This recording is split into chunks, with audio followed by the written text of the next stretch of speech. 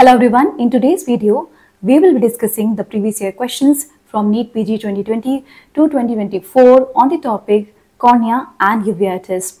Cornea and uveitis पे बहुत कम क्वेश्चंस आए हैं और 2 ही 3 टॉपिक्स पे रिपीटेड क्वेश्चंस हैं। तो चलिए आज सीखते हैं कि इन्हें कैसे टैकल करना है। ओके, तो सबसे पहला, the eye examination of a 20-year-old male shows a golden ring on iris. Okay, what is the next investigation to diagnose the condition. ठीक है ना। अब यहाँ पर क्या किया इन्होंने, गोल्डन रिंग ऑन आइरिस लिखा हुआ है, बट ऑप्शन सुनना, alpha one antitrypsin, alpha fetoprotein, serum iron and serum ceruloplasmin. तो जो ये ऑप्शंस है ना, इसको देख के ऐसा लगता है कि यहाँ पे आइरिस की जगह पे कॉर्निया होना चाहिए था। गोल्डन रिंग ऑन आइरिस इस तरीके से ये क्वेश्चन का आंसर नहीं बन पाता है। तो जहाँ भी मैंने डिस्कशंस देखे उसमें यही फॉल्ट बताया कि ये गोल्डन रिंग ऑन कॉर्निया होना चाहिए। तो एक्चुअली वो है क्या, देखो डिस्कस करते हैं। ये है एक्चुअली केसर फ्लिशकर रिंग। होती क्या है, यहाँ पे देखिए, अगर आप कॉर्निया में आप इसके पूरे अराउंड या फिर बोल सकते हैं इसी में कॉर्निया में डिपोजिशन है, and this deposition is due to raised copper levels in the blood and they are getting deposited in the Descemet membrane. Okay, तो डेसिमिट मेम्ब्रेन में अगर डिपोजिशन हो जाता है कॉर्निया में तो इस तरीके की ब्राउनिश कलर की रिंग मिलती है, and this is known as Kayser Fleischer ring and which is seen in Wilson's disease. ठीक है, विल्सन्स डिजीज में मिलती है। अच्छा, विल्सन्स डिजीज के लिए पैथोग्नोमिक नहीं है, इसका मतलब कि और भी डिजीजेस में मिल सकती है। तो वो कौन सी हैं, वो है primary biliary cholangitis and neonatal cholestasis. Okay, ये इन दोनों में भी मिल सकती है, बट आपको अभी विल्सन्स डिजीज पे स्टिक करना है कि इसमें केसर फ्लिशकर रिंग दिखती है जिसका अपीयरेंस इस तरीके का है, that is golden ring on the cornea. और इसके साथ आपको एक चीज और याद रखनी है कि ये जो केएफ रिंग है ना, इसको हम डायग्नोसिस तो बनाते हैं, उसके साथ ही हम ये भी देखते हैं कि प्रोग्रेशन कैसा हो रहा है विल्सन डिजीज का ट्रीटमेंट से। तो अगर ठीक हो रहा होता है तो क्या होता है, ये रिवर्सिबल, यानी कि जो आपकी ये लेयर जो रिंग है वो गायब हो जाएगी, है ना, धीरे धीरे डिसॉल्व हो जाती है और इससे कोई भी विजुअल लॉस भी नहीं होता। ये भी इंपॉर्टेंट पॉइंट है। ये बस देखिए पेरिफेरी में सिचुएटेड है तो ये कोई भी विजुअल लॉस नहीं कर रही होती है। अच्छा, अब क्वेश्चन पे आते हैं, इसने पूछा कि आप ब्लड टेस्ट कौन सा कराएंगे। तो विल्सन्स डिजीज में होता क्या है, ATP7B का म्यूटेशन हो जाता है। अभी करता क्या है ATP7B, ये क्या करता है कि कॉपर को लेके जाता है और कॉपर एक्सेस जो कॉपर होता है उसको सेरेब्रोप्लाज्म में अटैच करवाता है। ठीक है, इसका काम होता है ये। अब अगर इसी में म्यूटेशन हो जाएगा तो क्या होगा, सेरेब्रोप्लाज्म में कॉपर अटैच नहीं कर पाएगा। ठीक है ना, अब अटैच करके इसको स्टोर किया जाता है कॉपर को। तो जब ये इससे म्यूटेशन होगा तो सेरेब्रोप्लाज्म भी नहीं बनेगा।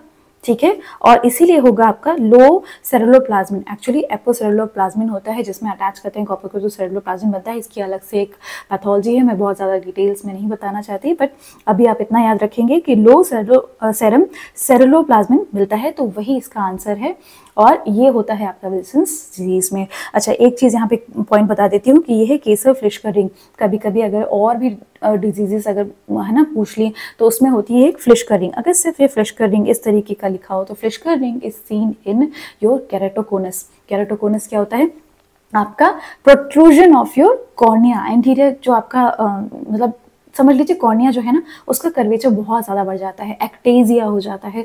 तो इसमें क्या होता है, कोन की तरह से प्रोट्रूजन होता है कॉर्निया का।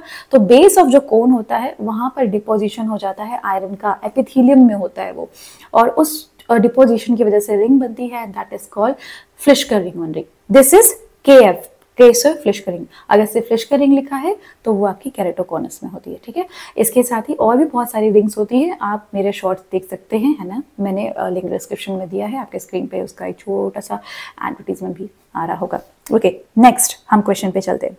नेक्स्ट क्वेश्चन है, what is the dye and filter use to diagnose cornea ulcer. अब देखो कॉर्निया है तो कॉर्निया अल्सर पे आएगा ही आएगा, है ना, इसी पे घूमते रहते हैं। तो उसमें पूछा गया है कि डाई कौन सा यूज करेंगे, फिल्टर कौन सा यूज करेंगे। एक्चुअली पूछ क्या रहे हैं, हम कौन सी डाई को आई में पुट करेंगे और उसके बाद हम किस फिल्टर से, यानी स्ट्रीट लैम्प पे अलग अलग फिल्टर होते हैं, यानी कि आपका येलो लाइट तो होती है, इसके साथ ही आपका green light and blue light भी होती है। वो होते क्या है, फिल्टर चेंज होते हैं उसमें, उसके थ्रू हम अलग अलग चीजें देखते हैं। तो उसमें देखते हैं इसमें क्या क्या लिखा है, lissamine dye and green filter पहला option, then lissamine dye and cobalt blue filter, fluorescein dye and green filter, fluorescein dye and cobalt blue filter.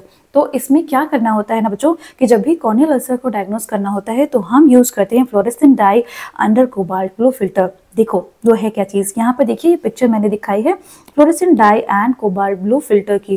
Fluorescein dye देखो यहाँ पर एक ये इस तरीके से ये मैंने बनाया हुआ ना, ये आती है आपकी फ्लोरेसेंट की स्ट्रिप आती है, इसमें जो ऑरेंज कलर है इसी में डाई होती है। इसको कुछ नहीं करना होता, आपके फॉर्निक्स के पास जाके ऐसे टच करा देना होता है, ठीक है। और इससे क्या होगा, आई पूरी स्टेन, इसमें भी डाई पूरी टीयर फिल्म में स्प्रेड हो जाएगी।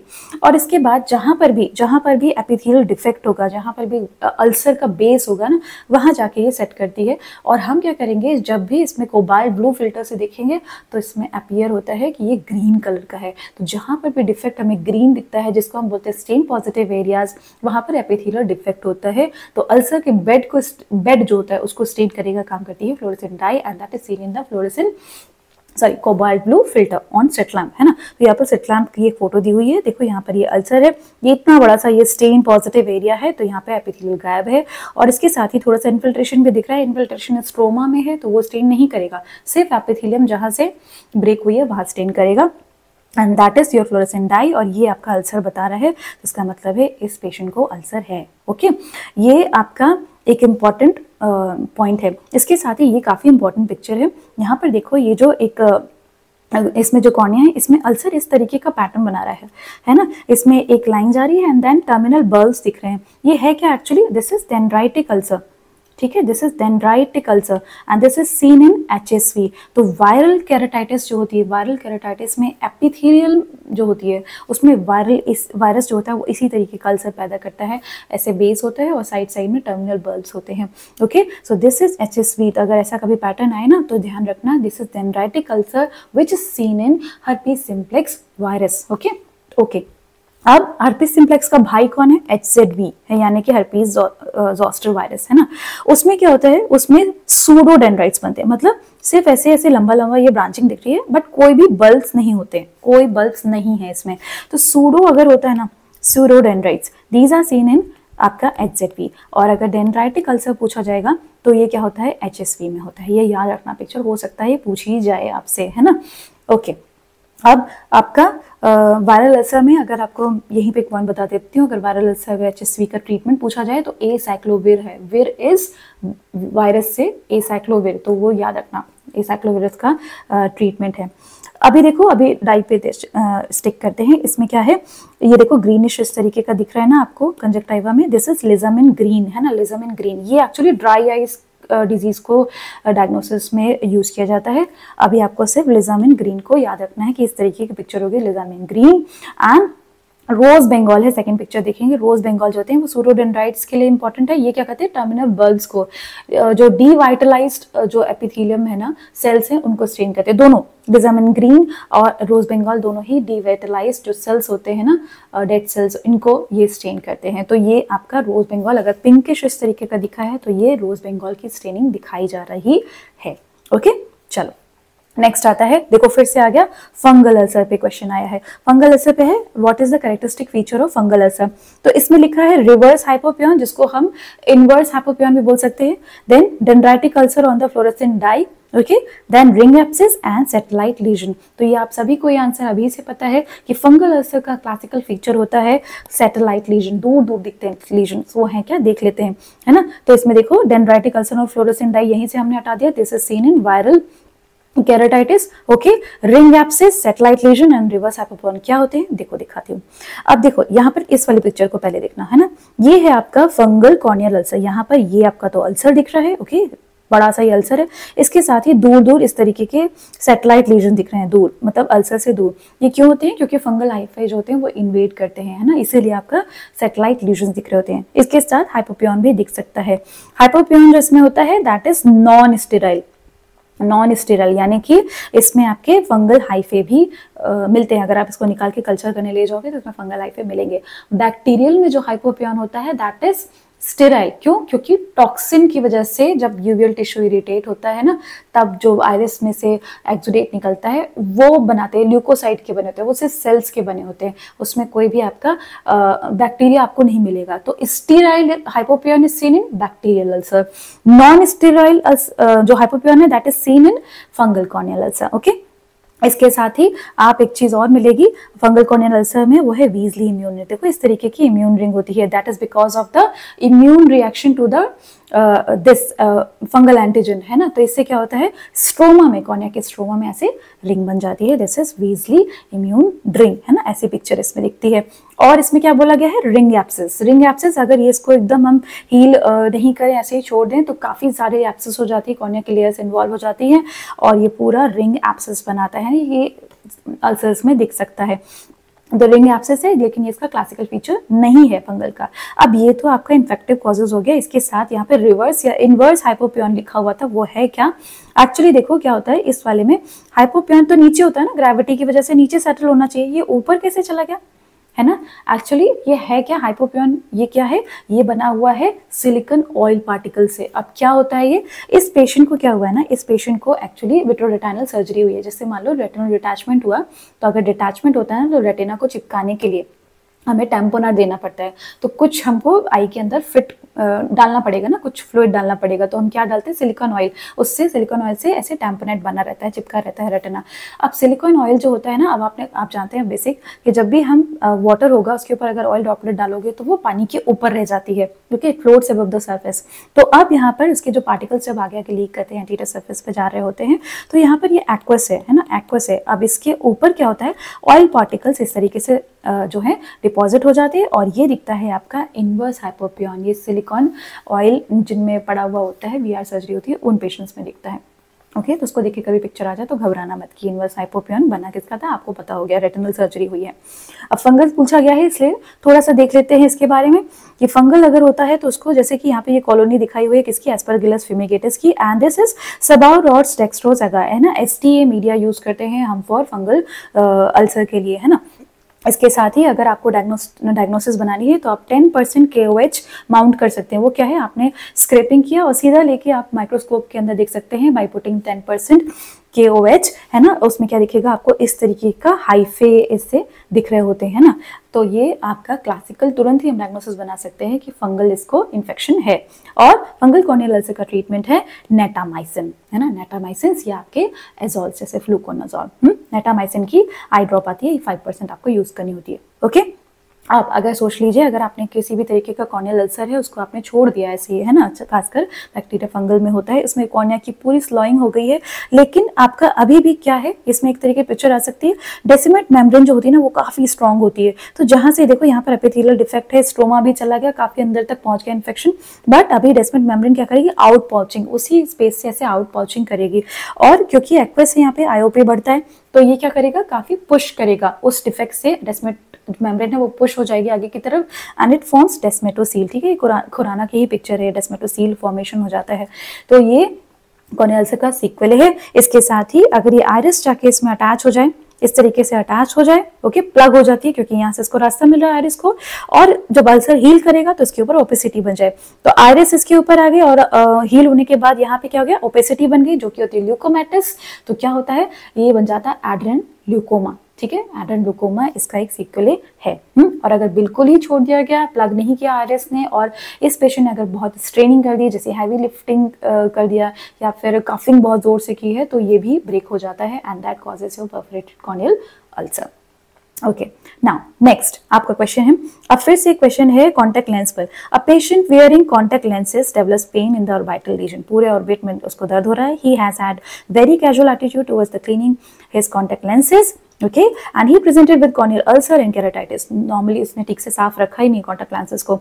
तो स्क्रैपिंग्स में क्या मिलता है, scraping showed an organism with spine like pseudopodia, Which organism is likely the cause of this patient's symptoms? तो देखो बच्चों, कॉन्टैक्ट लेंसेज पे क्या होता है ना, ये क्वेश्चन आया, एक क्वेश्चन और आया था कि कॉन्टैक्ट लेंसेज अगर बहुत टाइम तक पहनता है और ज्यादा ध्यान नहीं देता है, तो इसके साथ ही इसके जो टार्सल कंजक्टिवा है ना, उसकी पिक्चर बनाई थी और उसमें बनाया गया था जॉइंट पैपिलरी कंजक्टिवाइटिस। तो कॉन्टैक्ट लेंसेज यूजर जो होते हैं वो अक्सर जॉइंट पैपिलरी कंजक्टिवाइटिस होता है अगर प्रॉपर केयर नहीं करते हैं। दूसरा एक चीज ये होती है कि कॉन्टैक्ट लेंसेज को अगर टैप वाटर में वॉश करता है या प्रॉपर क्लीन नहीं करता है, या फिर कंटामिनेटेड वाटर में स्विमिंग होता है, तो फिर कॉन्टैक्ट लेंस से एसोसिएटेड ये एक केराटाइटिस है, and that is because of acanthamoeba, है ना, ये पैरासाइट है दैट causes this keratitis, और यही इसका आंसर है।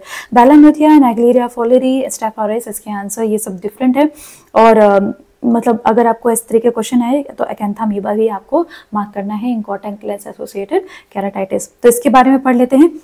देखो इसमें क्या होता है, कॉन्टैक्ट लेंस की तरह ही देखो इस तरीके का ऐसे रिंग शेप अल्सर बनता है। तो रिंग शेप अल्सर इसमें भी मिलता है।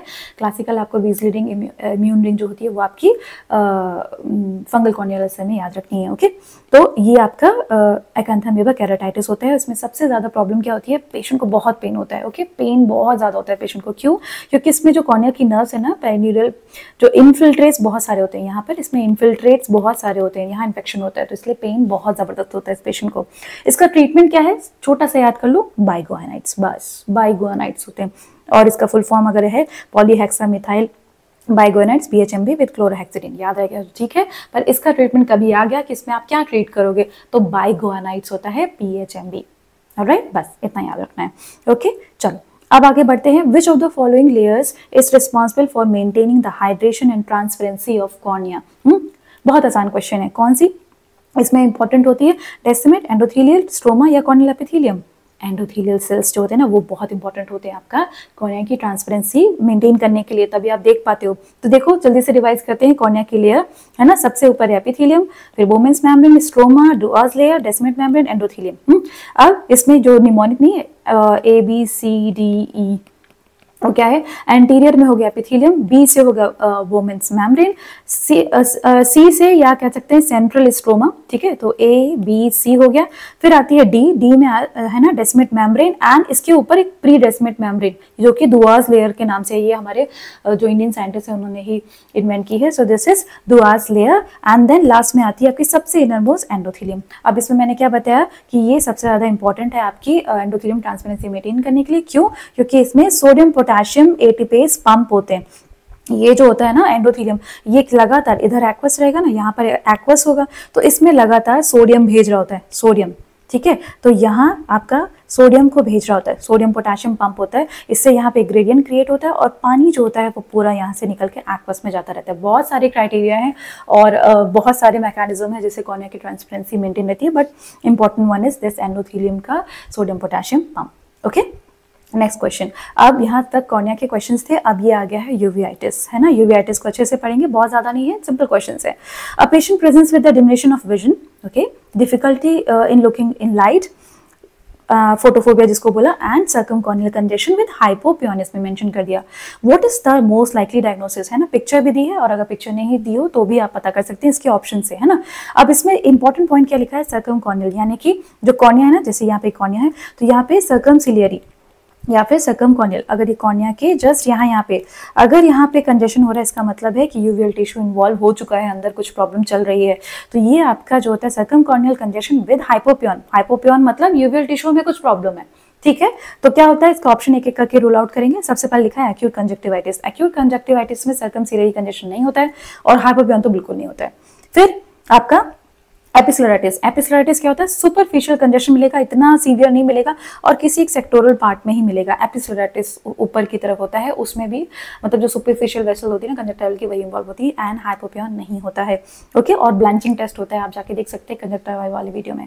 देन एक्यूट कंजेस्टिव ग्लोकोमा, इसमें जो आपका जो ये कंजेशन है वो हो सकता है, बट हाइपोपियन नहीं हो सकता ना। हाइपोपियन क्यों होगा कंजेस्टिव ग्लोकोमा, वो तो शैलोइंग ऑफ एंटीरियर चैम्बर से होगा, इसमें कॉर्नियल एडिमा लिखना चाहिए, वो होना चाहिए था। ओके, तो आपका ऑप्शन ऐसे ही आ गया, acute anterior uveitis. Acute anterior uveitis हुआ है, इसीलिए यहाँ पर आपका सर्कमकॉर्नियल कंजेशन विद हाइपोपियन है, और photophobia and difficulty in vision, ये सब कुछ इसका आंसर आ गया। तो ये है। अब क्योंकि एंटीरियर यूवियाइटिस है तो इसमें हम कुछ इंपॉर्टेंट पॉइंट्स देख सकते हैं इसके। इसमें क्या है, आपके जो केपीज, केराटिक प्रेसिपिटेट्स होते हैं, वो आपके डिपॉजिट होते हैं एंडोथेलियम पे। ये होते क्या है एक्चुअली, देखो जो यूवियाइटिस हुआ, इन्फ्लामेशन हुआ, अब ये किसी भी तरीके से हो सकता है, इन्फेक्शन हो सकता है, इन्फ्लामेशन हो सकता है, बहुत सारी चीजें हो सकती है ना, और इम्यून मेडिएटेड हो सकता है। तो उसमें जो आइरिस की वेसल्स होते हैं वहां से क्या होता है, लीकेज होना शुरू हो जाता है पॉलीमॉर्फोन्यूक्लियर ल्यूकोसाइट्स का, और एक्सुडेट फॉर्मेशन होने लगता है। तो ये क्या करेगा, आपके एक्वस चैम्बर में आने लग जाएगा और रिलीज होके एंडोथेलियम पे चिपक जाते हैं ये सब, है ना, जाके चिपकेगा तो वो क्या बनाएगा, आपका प्रेसिपिटेट्स बनाएगा, केपीस बनाएगा। तो वो इस तरीके से ही दिख रहे होते हैं, आल स्ट्रैंगल इस तरीके से बनता है। ये क्यों, क्योंकि कन्वेंशन जो करंट होते हैं ना, करंट होते हैं, तो जो इंफीरियर कॉर्निया होता है वो कूलर होता है, ठंडा होता है, तो इस तरीके का डिपॉजिट बनता है। तो ये होता है आल स्ट्रैंगल। ओके, केराटियोटिक प्रेसिपिटेट्स इन यूवियाटिस ये ऐसा बनाते हैं। इसके साथ ही और ज्यादा अगर एक्सुडेट्स बहुत ज्यादा होते हैं तो हाइपोपियन बनाते हैं, है ना। ये आपका यूवियाटिस का सीक्वल है। तो दिस इज आल्स ट्रायंगल। आल्स ट्रायंगल्स का एक और चीज है, आल्स लाइन क्या होती है? आल्स लाइन मैंने कहाँ बताई थी? ट्रैकोमा में बताई थी। ट्रैकोमा में क्या होता है आपका, जो अपर कंजक्टाइवा होता है ना, उसमें टार्सल जो कंजक्टाइवा है वहां पे स्कारिंग हो जाती है, तो वो होता है आपका Arlt's line. That is seen in trachoma. Okay, तो अब ये आपका ये है, और इस तरीके से आपका ये डिपॉजिट होते हैं। इसमें एक चीज और है, केपीज अगर बहुत मोटे मोटे इस तरीके के दिखाए गए हैं तो this is mutton fat KP and they are, जो मटन फैट केपीज हैं, they are seen in granulomatous inflammation. अब दो टाइप्स की आपकी यूवियाटिस होती है, नॉन ग्रैनुलोमेटस एंड ग्रैनुलोमेटस। तो उसमें ये है आपकी ग्रैनुलोमेटस टाइप की होती है, और उसमें मटन फैट केपीज मिलते हैं, जो कि आपके ट्यूबरक्लोसिस, सिफिलिस या सार्कोइडोसिस इसमें मिलता है, और सिंपैथेटिक ऑप्थेल्माइटिस इसमें मिल सकता है। नॉन ग्रैनुलोमेटस जैसे कि आपकी एंकाइलोजिंग स्पॉन्डिलाइटिस में या इडियोपैथिक होते हैं उसमें मिलते हैं, उसमें और फाइन केपीज मिलते हैं, है ना, इतने बड़े बड़े नहीं मिलते हैं। फिर इसके बाद एक और तरीके का केपी होता है, वो है स्टेलेट केपीज, जो कि फाइन ऐसे डॉट डॉट डॉट डॉट इतने पतले से होते हैं, नॉन पिगमेंटेड होते हैं, पूरे में डिफ्यूज मिलते हैं कॉर्निया पे, और ये होते हैं इन फ्यूक्स यूवियाटिस। ठीक है, फ्यूक्स यूवियाटिस में मिलता है। तो अगर कभी पूछा जाए स्टेलेट केपीज किस में होते हैं, तो ये फ्यूक्स यूवियाटिस में मिलते हैं। नेक्स्ट है, इसमें कुछ मैंने आपको नोड्यूल्स दिखाए हैं। Nodules are seen in uveitis. तो उसमें सबसे कॉमन, या कॉमन बोल सकते हैं, या जो आपके पूछे जा सकते हैं, वो है कोपेज नोड्यूल्स। ठीक है, कोपेज नोड्यूल्स होते हैं ये। इसमें क्या होता है, ये देखो प्यूपिलरी बॉर्डर पे ऐसे नोड्यूल्स दिख रहे होते हैं ना, तो ये कोपेज नोड्यूल्स होते हैं प्यूपिलरी मार्जिन पे। तो पी से कोपेज आई मीन प्यूपिल, एंड इसमें पी ज्यादा आ रहा है, तो दिस इज कोपेज नोड्यूल अगर प्यूपिलरी मार्जिन पे दिख रहे होते हैं, सीन इन यूवियाटिस। और एक और टाइप के होते हैं बसाकास नोड्यूल्स। ठीक है, बसाकास नोड्यूल्स होते हैं ये कहाँ मिलते हैं आपके, देखो जो आपका प्यूपिलरी मार्जिन है उससे दूर, यहाँ पे छोटे छोटे अगर आप देख पा रहे होंगे, दीज आर बसाकास नोड्यूल, है ना। और कौन से होते हैं? बर्लिन्स नोड्यूल होते हैं, जो कि एंगल ऑफ एंटीरियर चैम्बर में गोनियोस्कोपी हो रही है, यहाँ पर देखो ये नोड्यूल्स मिल रहा है। These are Berlin's nodules. These are seen in sarcoidosis. तो अगर कभी ऐसे पिक्चर आए तो आप आराम से पहचान सकते हैं कि हाँ ये यूवियाटिस का पेशेंट हो सकता है। इसके साथ ही ये तो यूवियाटिस का हो गया, और एक और होते हैं आपके नोड्यूल आइरिस के दिखाए हैं, इसमें है लीश नोड्यूल्स, है ना। ये देखो छोटे छोटे इस तरीके के डिपॉजिट्स, तो ये लीश नोड्यूल्स हैं। These are seen in neurofibromatosis type 1 में दिखते हैं। तो कभी ऐसे पिक्चर आए कि लीश नोड्यूल किस में होते हैं, तो आपको पता है अब वो होते हैं न्यूरोफाइब्रोमेटोसिस में। नेक्स्ट, अब इसी के सीक्वल में आगे चलते हैं। देखो मैंने क्या बताया कि पहले इस पिक्चर को देखते हैं। ओके, कि जो आपका एक्सुडेट्स होते हैं वो काफी ज्यादा रिलीज हो रहे होते हैं एंटीरियर चैम्बर में, और इससे क्या होता है, स्टिकीनेस बढ़ती है, एंडोथेलियम पे जाके चिपक गए। अब यही जो स्टिकी एक्सुडेट्स होते हैं वो एंटीरियर कैप्सूल, लेंस का एंटीरियर कैप्सूल होता है ना, उसमें आके डिपॉजिट हुए, और आइरिस और एंटीरियर कैप्सूल के बीच में क्या होता है, स्टिकी एक ऐसे एडेशन बना दिया। तो देखो यहाँ पर ये एडेशन है। तो अगर कि हमने इस पेशेंट को डायलेट किया, हमने इसमें डायलेटर ड्रॉप्स डाली ना, तो क्या होगा, जहां जहां पे प्यूपिल स्टिकी होगा, जहां पे चिपका हुआ होगा, साइनेकी फॉर्मेशन इसको बोलते हैं, वहां से प्यूपिल डायलेट नहीं होगा, और बाकी जगह से प्यूपिल डायलेट हो जाएगा। ये देखो इस तरीके का डायलेट हो गया प्यूपिल। तो दीज आर पोस्टीरियर साइनेकी। आइरिस ऐसे है ना, पीछे लेंस कैप्सूल है, तो इससे जाके ऐसे आइरिस अटैच हो गई, तो पोस्टीरियर जो साइनेकी होते हैं वो है ये, है ना। और अगर हमने इस तरीके का यूवियाटिस के पेशेंट को डायलेट किया है, और ऐसा अगर पिक्चर आ रही है, तो इसको बोलते हैं फेस्टून्ड प्यूपिल, है ना। फेस्टून मतलब डेकोरेटेड प्यूपिल। डेकोरेशन करते हैं ना आप अपने घर में, अगर लाइट्स लगाते हैं तो ऐसे ऐसे करके लगाते हैं, तो ये एक डेकोरेशन तरीके का प्यूपिल दिख रहा है, तो ये है आपका फेस्टून प्यूपिल। ओके, अब इसके बाद हम एक चीज और देखेंगे कि यहाँ पर तो ये हो गया फेस्टून प्यूपिल, पोस्टीरियर साइनेकी कुछ ही जगह पर अटैच थे। अब क्या होगा कि एक्सुडेट्स और ज्यादा हुए, और ज्यादा अटैचमेंट हो गया, तो देखो इस वाले पिक्चर में पूरा 360 डिग्री इसने ब्लॉक कर दिया है। तो 360 डिग्री ब्लॉक होने की वजह से सेक्लूजो प्यूपिले बनता है ना, सेक्लूजो प्यूपिले बन गया है। और इसके साथ ही अगर ये सेक्लूजो प्यूपिले है बिकॉज ऑफ पोस्टीरियर साइनेकी, है ना। और एक तरीके का ऑक्लूजो प्यूपिले भी एक इसका सीक्वल हो सकता है। वो क्या होता है, उसमें साइनेकी इतने नहीं बन रहे होते हैं। इसमें क्या होता है कि जब एक्सुडेट रिलीज हो गया ना, तो फाइब्रस मेम्ब्रेन एक बन जाती है, एक लेयर बन जाती है एट द प्यूपिल, है ना। तो उस लेयर से क्या होता है, प्यूपिल पूरा ब्लॉक हो जाता है। तो दिस इज ऑक्लूजो प्यूपिले। तो दो डिफरेंस है, ये आपके एमबीबीएस वाइवा में पूछा जाता होगा, सेक्लूजो एंड ऑक्लूजो प्यूपिले क्या होता है। तो कभी पिक्चर आए तो डरना नहीं, है ना, ऐसा आ सकता है। अच्छा, अब इसके साथ ही आपने ये देखा कि सेक्लूजर पेपले हो गया है ना, तो हमने देखा था कि यूवेटिक ग्लोकोमा भी होता है। तो 360 डिग्री तो भाई ब्लॉक हो गया ये पेपल। तो यहाँ पर एक पिक्चर है, इसको मैं यहाँ पे इनलार्ज करूंगी। ओके, तो यहाँ पर आप देखेंगे कि यहाँ पे पूरा स्टिकी हो गया। ओके, यहाँ पे पूरा स्टिक हो गया, 360 डिग्री पूरा पेपल ब्लॉक हो गया। एक्वस यहाँ से पुश किए जा रहा है, यहाँ से बन रहा है।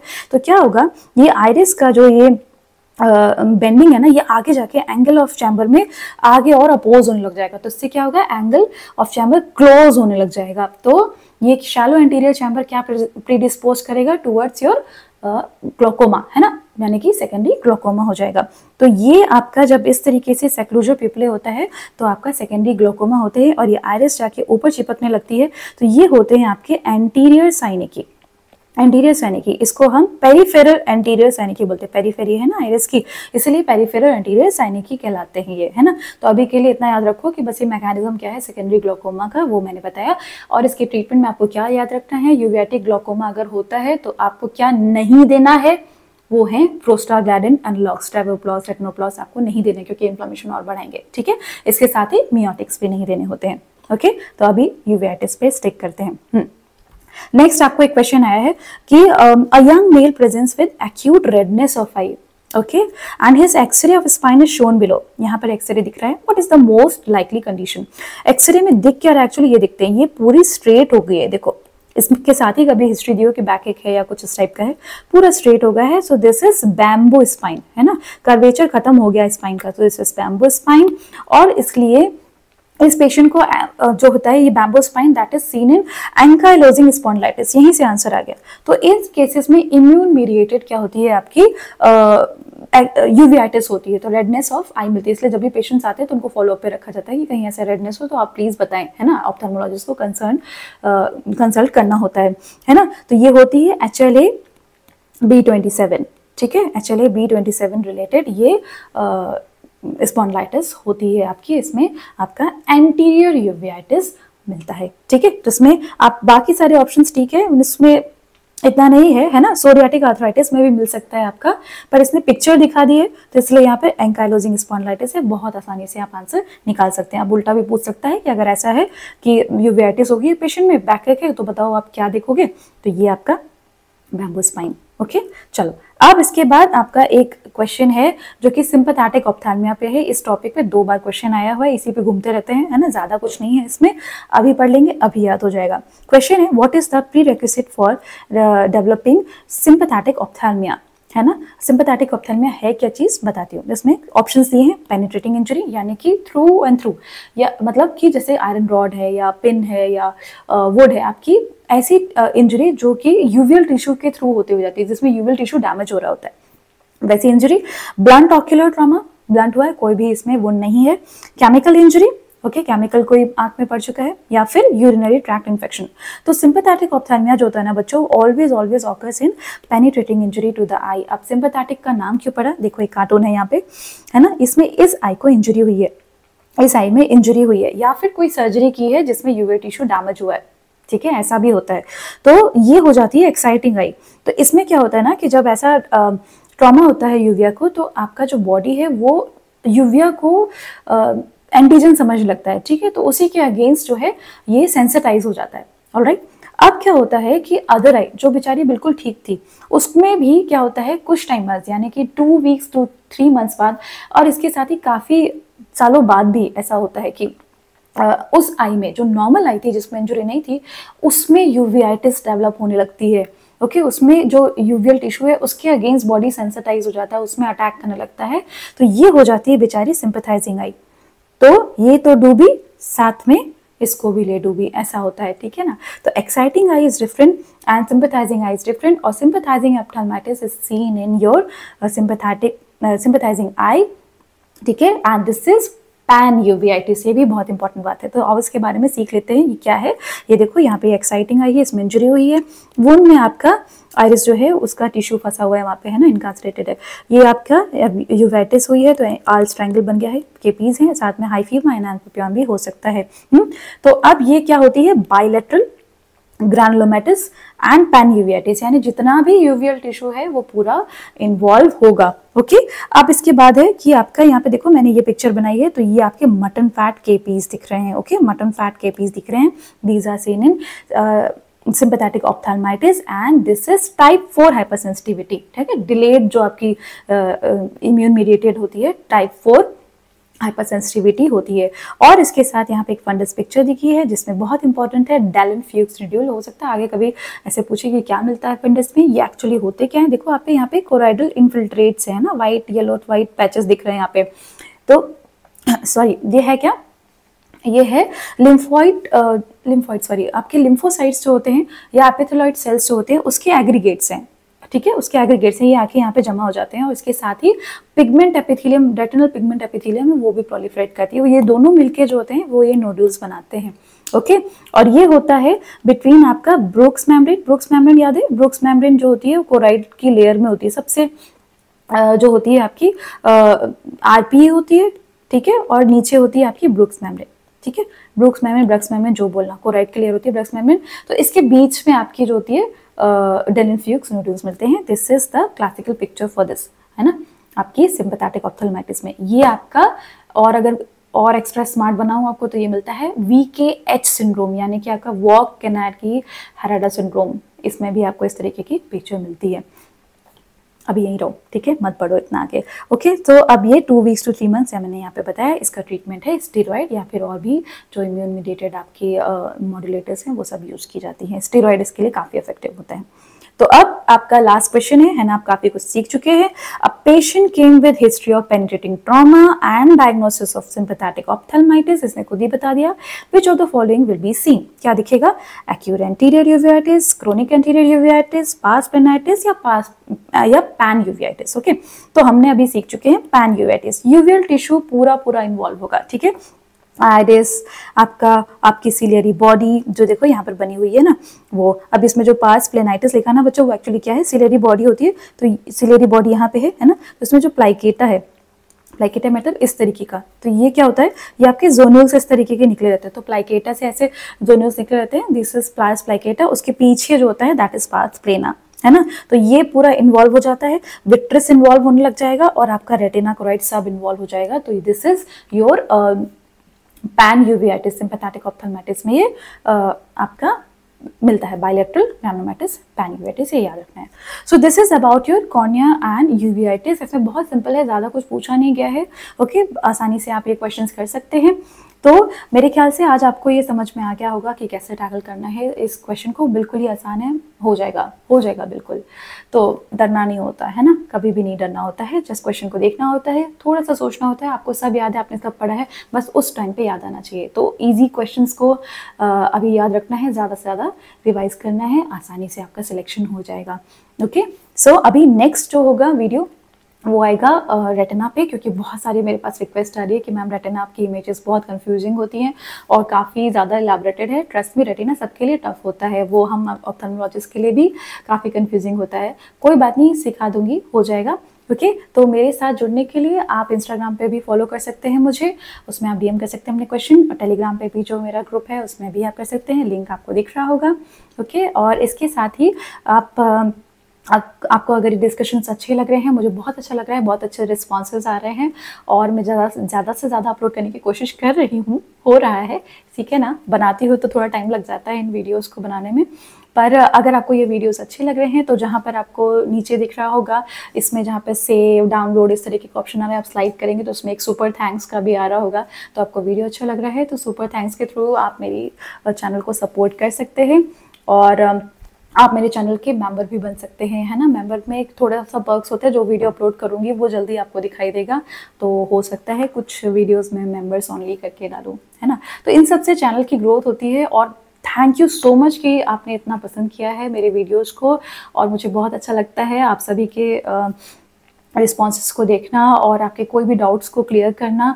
I just love ophthalmology and मुझे लगता है बच्चों को नहीं मालूम है, इसीलिए इस सब्जेक्ट से भागते हैं। तो डरना नहीं है, मेरा बस यही गोल है कि आप सभी को ऑप्थेल्मोलॉजी अच्छी लगे और आप बहुत अच्छे रैंक से पास हो जाएं। तो all the very best for your exams. Tension नहीं लेना है, पूरी नींद देनी है और मेरी वीडियोज़ को देखते रहना है। Thank you for today, all the very best.